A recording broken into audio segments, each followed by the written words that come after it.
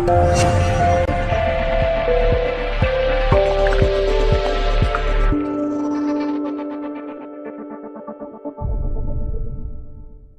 दास के अतिरिक्त इस विश्व में नहीं है, किसी संत के पास नहीं है, यह सत्कर मान लियो। दास ने कोई शौक नहीं, कोई लोभ नहीं, किसी प्रकार का जो भी आपका दान धर्म आता है, क्योंकि दान धर्म किए बिना आपका उबारा नहीं हो सकता। और शास्त्र अनुकूल साधना में दान प्रयोग नहीं हुआ तो उसका कोई यूज नहीं। तो ये दास को ये जड़ी मिली है, आपको उभारने का एक तरीका मिला है, दाता ने दिया। ये शास्त्र अनुकूल साधना शास्त्र विधि अनुसार यहाँ पर है, इस विश्व में है ही नहीं। तो अब आपका दाव है, जितना समय लगा है इसमें जल्दी जल्दी करके अपना उभारा कर लो, लूट लो, या राम नाम की लूट जो लूटी जाते हैं, फिर दाव नहीं लगेगा। परमेश्वर कहते हैं चढ़ी चौंच भर लेगी नदी ना घट्यो नीर, और दान दिए धन घटे नहीं, कह रहे साहिब कभी। ये भगवान का वचन है, किसी बालक का नहीं है। और देते को हर देत है जहां तहां से आन, और अण देवा मांगत फिरो। फिर साहिब सुने ना कान। आज एक व्यक्ति तो कार में जा रहा है और एक हाथ फैलाए खड़ा, दिए बाबा दिए बाबा दिए बाबूजी, और सब निकल जाते उसके पास से। अब ऐसा क्यों है? इंसान वो है, इंसान वो है, उसने पिछले जन्म में कोई दान कराया नहीं। और एक विधान है भगवान का कि एक मानव शरीर 84 लाख प्रकार की योनियों को भोगने के उपरांत एक मनुष्य जीवन अवश्य मिलता है, और उसमें पिछले संस्कार भी साथ होते हैं। तो उसमें पुण्य होता ही नहीं, उसका पुण्य नहीं है तो उसको दे कौन? मांगता रहे मर भटक कर दुखी होकर। तो यहाँ कहते हैं देते को हर देत, परमात्मा जिसने दान किया उसी को देता है। और जहां तहां से आन, चाहे कोई भी कारण बनावे, और अण देवा जिसने कभी दान किया नहीं, मांगत फिरो, फिर साहिब सुने नहीं कान।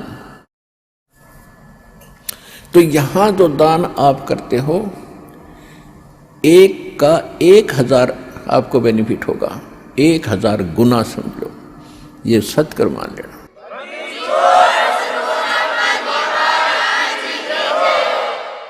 और इसके साथ साथ कहते हैं गुरु बिन माला फेरते, गुरु बिन देते दान, गुरु बिन दोनों निष्फल हैं, चाहे पूछो वेद पुराण। और कुपात्र को दान दिया हुआ व्यर्थ है, सुपात्र यानी सच्चे संत को ही दान दे, उसका फल है। नियम हर एक चीज के। अब कई भक्त कहते हैं कि हमें कह रहा था कि आपके गुरुजी तो अन्य किसी की हेल्प करने को मना करते नहीं। हेल्प करने का स्थान होता है, जैसे फल डागी की तरह, या सूखा पड़ गया, कोई एक्सीडेंट दुर्घटना होगी, वहां मदद करो। जैसे किसी भिखारी को दान नहीं देना। अब कोई अपना धंधा करके खाओगा, कुछ भगवान के गुण गाओगा, उसको मालिक के चरणों में लाओ, उसका नाम दिलाओ, उसको भक्ति कराओ, उसका उद्धार हो जाएगा। तो भिखारी को दान देना या किसी अन्य संत को दान देना नहीं चाहिए। उनको क्या दे सकते हो? खाना खिला सकते हो, कोई वस्त्र सिलाकर पहना सकते हो, अगर आप उसकी मदद करना चाहते हो। उसको कैश ना देना, क्योंकि वो साधु संत नहीं है, वो भिखारी बकवादी व्यक्ति हैं। अगर सारे भिखारी हो जाए फिर कमावे कौन गा? एक व्यक्ति ने एक भिखारी को 100 रुपये दे दिए। अब ये क्या करते हैं?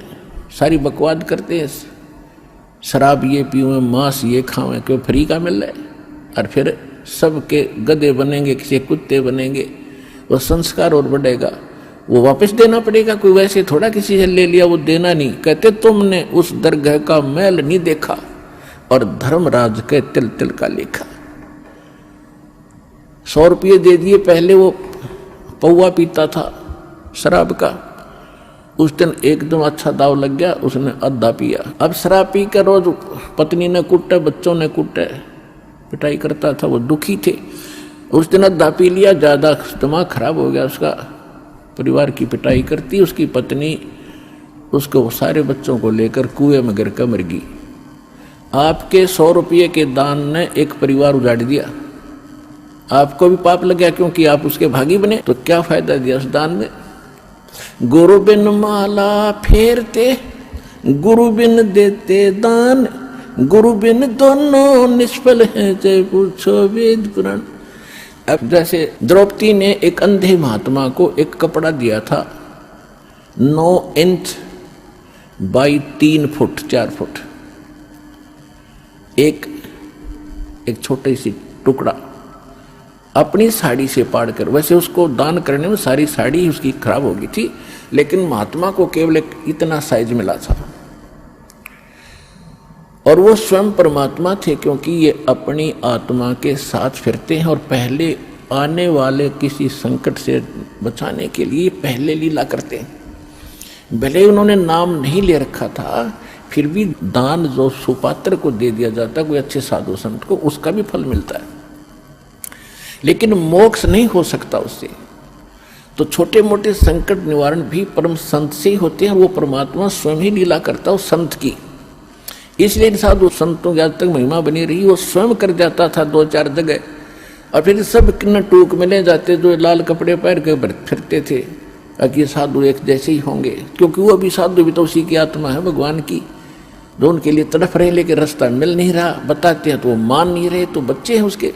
तो सभी के लिए परमात्मा समदृष्टि है, सभी का लाभ, सबके दुखों से बचाने की चेष्टा करता है। तो ऐसे ही द्रौपदी ने एक कपड़ा दिया था और परमात्मा ने आशीर्वाद दे दिया था, बेटी आज तने मेरा पर्दा बचाया है, मेरी इज्जत रखी है। क्योंकि वो साधु था, जल में खड़ा था, नहा रहा था, अंधा था, और कपड़ा कोई था नहीं तन पर, ओनली एक लंगोट रखता था पर्दे पर, एक लंगोट, कोई कपड़ा नहीं था। गर्मी के मौसम थे, गंगा में नाव था। स्नान करते समय उसकी वो लंगोटी भी हाथ से टूट गई, वो छूट गई।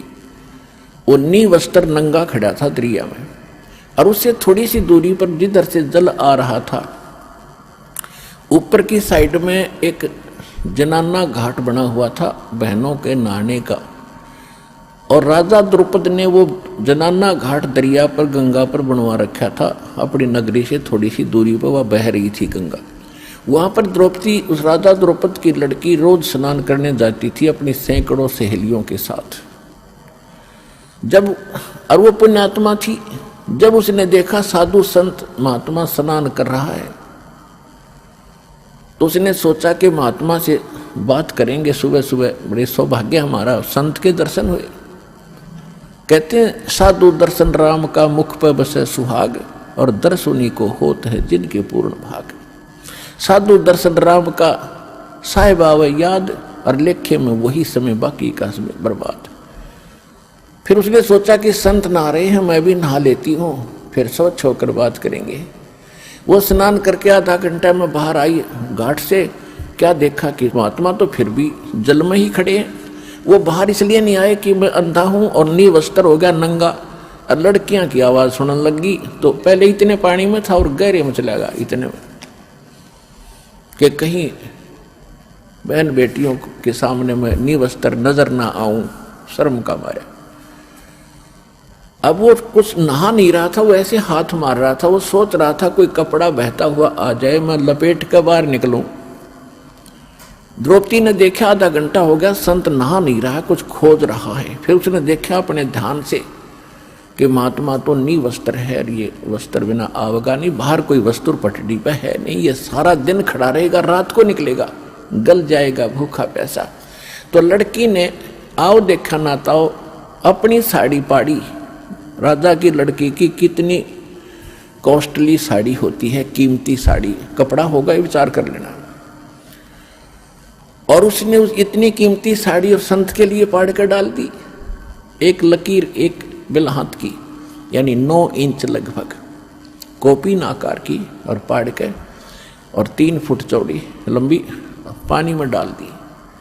बहता हुआ वह साथ से निकल गई, लेकिन महात्मा ने दिखाई नहीं था, लीला थी उनकी, और निकल गई।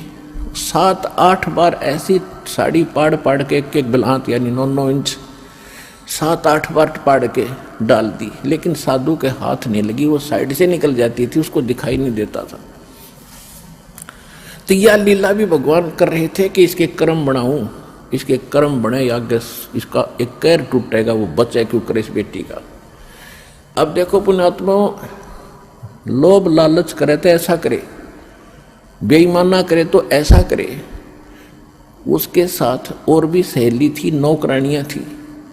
उन नौकरानियों को भी कह सकती थी कि एक साड़ी का टुकड़ा डाल दो महात्मा के लिए, तो एक साड़ी का 2 साड़ी डाल। उसने पता था, नौकरानी को मालूम है आज अपनी राजा की लड़की के कहने से हम थोड़ा सा टुकड़ा साड़ी का देंगे, 2 साड़ी देगी, जाते ही 2-3 धोती देगी, बढ़िया, तो वो डाल सकती थी। लेकिन उसने उनको नहीं दिया, क्योंकि उसको मालूम था कि मैं पुण्य करूंगी अपने हाथ से, मुझे मिलेगा, ये करेंगी तो इनको मिलेगा।